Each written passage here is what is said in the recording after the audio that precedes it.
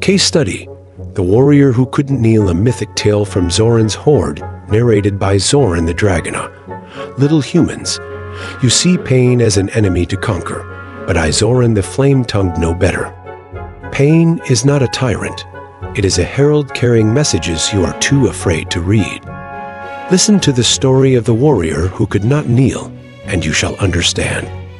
The warriors of Rivalone brisk dawn, as molten gold pooled in my cavern's depths, a warrior stormed into my horde, his armor dented, but his pride gleaming like fresh steel.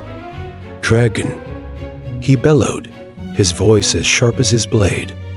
My knees betray me. They creak and ache, and I can no longer kneel before my king. How can I serve if I cannot bow? I tilted my head, scales gleaming like obsidian in the low light. Your knees betray nothing, I rumbled. They tell a truth you refuse to hear. Step 1. The body's protest. Soma. The warrior's knees were as stiff as dragon talons clenched before battle. Each step he took echoed with tension, his joints like rusted gates. I watched as he tried to kneel before me and faltered, his face writhing with a mix of pain and frustration. Your body speaks first, I said, my tail curling in contemplation. It whispers through sensation and screams through pain. Tell me, warrior, what do your knees say? But the warrior growled, they say nothing.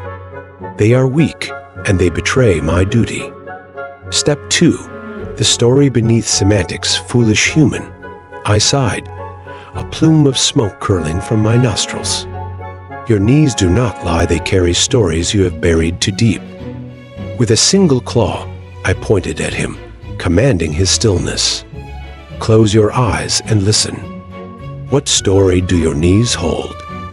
Reluctantly, he obeyed. For a long moment, he stood motionless, his breath shallow. Then, his face darkened. It is not weakness, he admitted, his voice cracking. It is pride. My knees ache because I bow too often to kings who do not deserve my loyalty.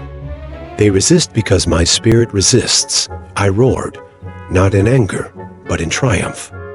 There it is, the truth unearthed. Pain is no tyrant, warrior. It is the body's protest against unlivable stories, a rebellion against falsehoods. Your knees do not betray you, they defend you. Step 3. Movement as liberation synkinesis. The warrior looked at me, his pride warring with newfound humility. If not kneeling, then what? How can I honor my king if my body refuses to bow? Ah, I said, my tail sweeping the ground, scattering embers. Honor does not live in the bend of a knee, it lives in the fire of the heart. You need not bow to serve. Your body demands a new story. Let us write it through movement. I rose, demonstrating an undulating sway of my massive frame. Dance, warrior. Let your knees find freedom, not in surrender, but in expression. The warrior hesitated, then removed his heavy armor. He moved tentatively at first, step stiff, his pride still anchoring him. But soon, he found a rhythm, his body loosening with each motion.